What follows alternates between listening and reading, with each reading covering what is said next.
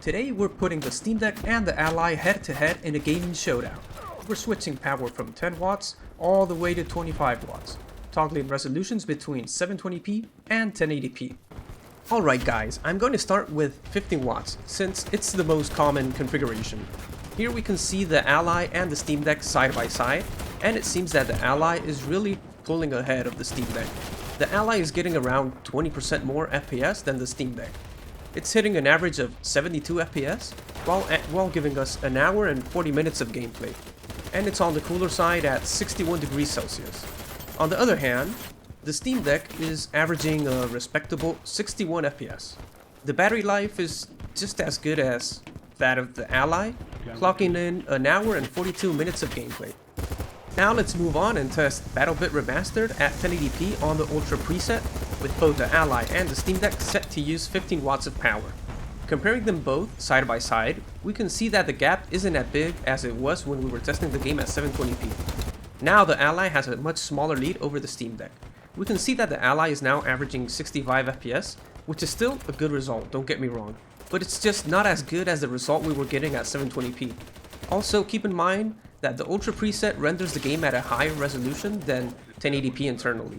So now, the Steam Deck is putting up a fight here guys. It's averaging 55 FPS, which is still behind the Ally in terms of raw performance, but not by much. In terms of battery life and temperature, both devices have the same results as when running the game at 720p. So let's move on and try running Battlebit Remastered at 720p with the Ultra preset, but this time we're going to limit the power the Ally and the Steam Deck's APU can use to 10 watts. This is the Ally's weak point, but let's see if it can actually put up a fight in a less demanding game like Battlebit Remastered.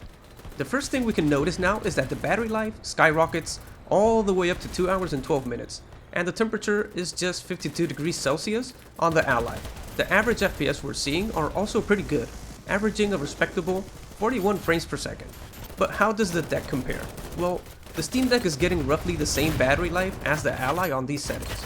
The temperatures are much higher though, with our Steam Deck running hot at 79 degrees. Where the deck does take the crown though is in the FPS. It's getting pretty close to the same FPS we got at 50 watts, which is impressive. So guys, I'm not sure if the Ally isn't good at 10 watts or the Steam Deck is just too good at 10 watts. What do you think? Drop a comment with your thoughts on this.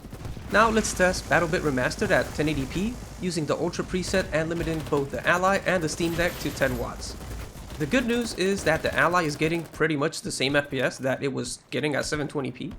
We can see that at 1080p, the Ally is averaging 39 FPS, which is just 2 FPS shy of our 720p results. The battery life and temperatures are the same as when we tested with these settings at 720p, as expected. The Steam Deck, on the other hand, is seeing a bigger gap between playing Battlebit Remastered at 720p and 1080p.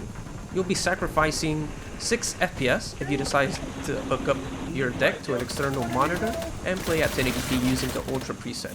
And just as with the Ally, battery life and temperatures don't change at all by upping the resolution. Since the Ally has more power options than the Steam Deck, I also wanted to include them in this face-off. I won't be comparing it side by side with the Steam Deck, but I'll include the results in the charts, so that you can get an idea of the performance difference that setting the Ally to higher wattages offers. I went ahead and tested Battlebit Remastered by setting the APU manually to 18 watts, which seems to be the most popular option when we get into manually tuning the Ally. I also tested the game at 1080p Ultra settings with the APU set to 18 watts. The last test I did was to run the Ally in its turbo mode, which will get us an hour of battery life. Now let's move on to the results. We can see that the Ally gets the best performance at 15 watts, but then using more power doesn't really translate into higher FPS. Well, you will be getting higher FPS, but if you ask me, I don't think that sacrificing battery life for just a few extra FPS is worth it. If you want to play at 1080p using 15 watts, then the Ally is also your best bet. You'll be getting over 60 FPS on average, and the gaming experience is just great. If you're more concerned about battery life than raw performance, then you're on Team Steam Deck. With the Steam Deck, you'll be getting over 2 hours of battery life if you run Battlebit Remastered uncapped, and you'll be averaging an impressive 56 FPS. If you decide to limit the Steam Deck's refresh rate to 40Hz, then you can probably get around 3 hours of gameplay from the Steam Deck. And that does it for today, guys. If you enjoyed the video, please give it a thumbs up and subscribe if you aren't already. See you guys next time.